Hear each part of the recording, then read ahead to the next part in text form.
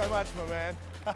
Good to see you. Good job, man. Thanks, mate. Let's grab it. I feel the ultimate team structure, if you will, when you're first starting, and I'll talk a bit about my team, but if you're on your own, and a lot of people say, well, when's the best time to appoint your first team member? And I don't like to call them assistants, by the way. I know that some of my predecessors on stage use that terminology. For me, I think that's a bit archaic.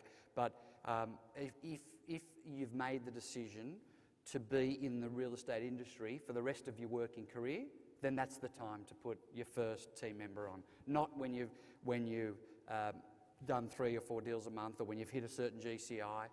The old Field of Dreams analogy of build and they will come. Yeah. Okay, that's how you need to look at it. Not build and then sort of build a team around it. Wait till you get a certain GCI or numbers. I think build the team and the deals will come. Because that 6 or 7 listings creates momentum, creates a funnel, if you will, of email inquiry, phone inquiry, buyer appointments, open houses, post-sale calls, post-sale letters, pre-list letters, pre-list calls. So there's that funnel information and data that if you make the decision to database every single person you meet that owns a piece of property, then at that particular point you should never look back. And that's indiscriminate of what the marketplace is doing, because everyone has excuses. Interest rates are going to go up and down.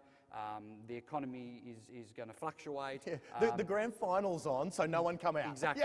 Yeah. We hear them all, don't we? That's right.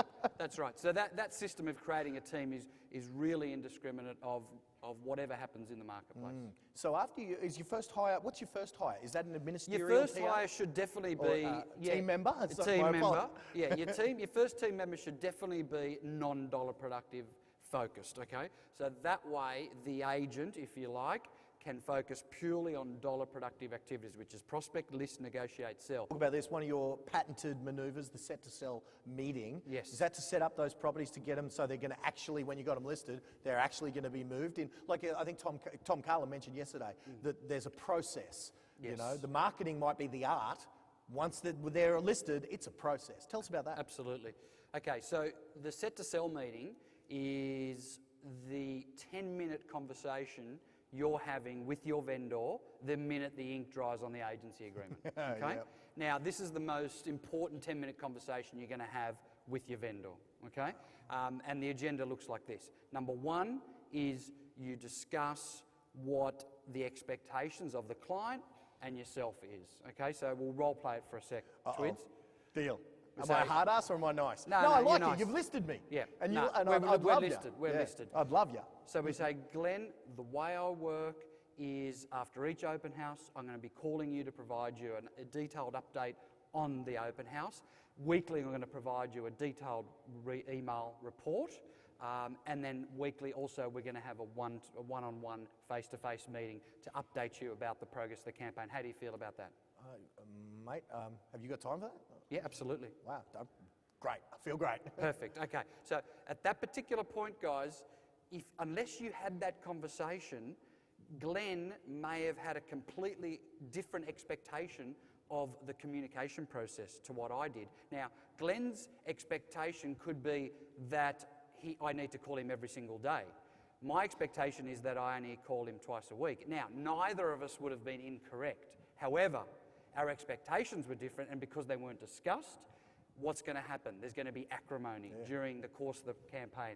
When there's acrimony and when you come to deliver an offer and you provide a recommendation, that trust is broken. Yeah. Okay, so that's the first agenda item. So keeping it simple, growing a team, and a lot of people that say, I can't afford it. Well, really, you can't not afford it because, if you're only doing 2 sales a month, and it's going to cost you X dollars, I personally guarantee my sales agents in my office that when they put someone on in the first 3 months, if they haven't at least double paid for the cost of that assistant, then I personally will pay it out of my own pocket. Not once have I had to do it.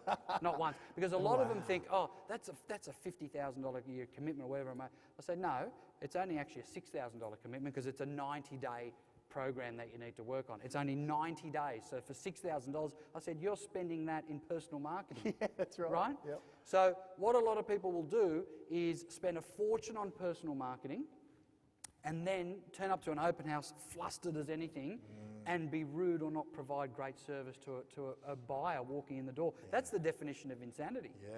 Right? Doing all that work prospecting Yeah. and then blow the deal. That's right. So they think that the magic dust is spending a fortune in personal marketing and then not engaging with a client or offering great service or not calling people back. Okay. So that I think any sales manager should personally offer that deal That's to a anyone, great right? deal for the Because not leaders. once has it failed. You've never had to do it.